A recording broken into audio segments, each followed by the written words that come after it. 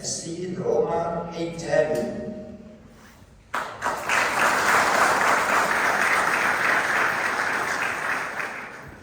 عين السيد عمر حيتامي رئيس المنطقة الحضرية الأزهر، وهو حاصل على شهادة التدبير الإداري بالمدرسة الوطنية للإدارة بالرباط، خريج المعهد الملكي للإدارة الترابية بفوج 44، حيث تقلد عدة مهام: إطار سابق لوزارة المالية، قائد رئيس ملحقة إدارية بالقبيطرة، قائد قيادة سيدي فاطمة بإقليم الحوز، قائد رئيس ملحقة إدارية بأعمال سنة، قائد قيادة الكفاف بإقليم خريبكة، ورئيس المنطقة الحضرية تمولة منذ 10 أغسطس 2024.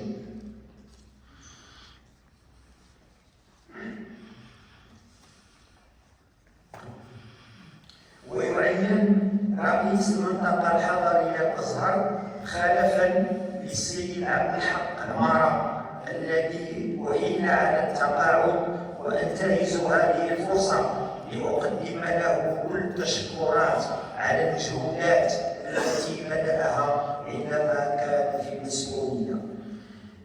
السيد رضوان الحار.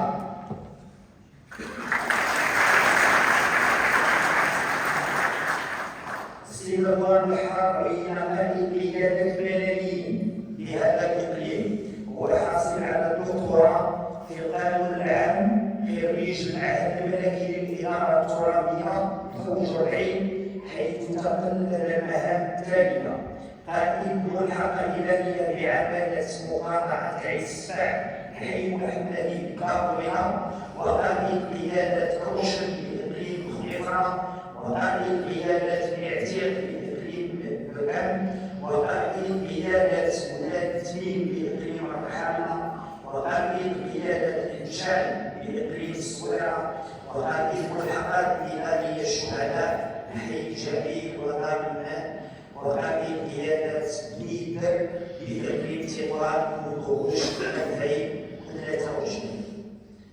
السيد سفيان خيي.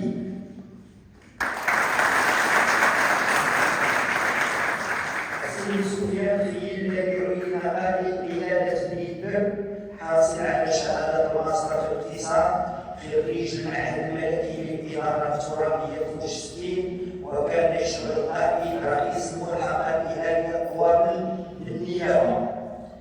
السيد عمر الجاجي.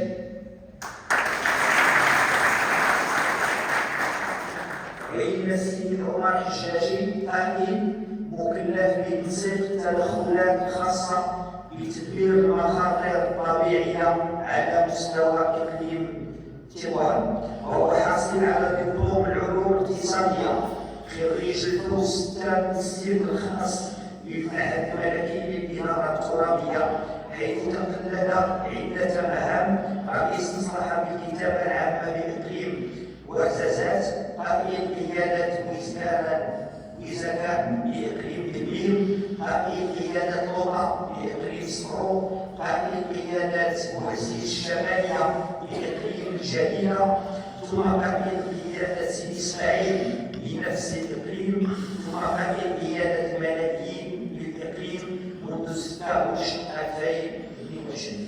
حضرات السيدات والسادة،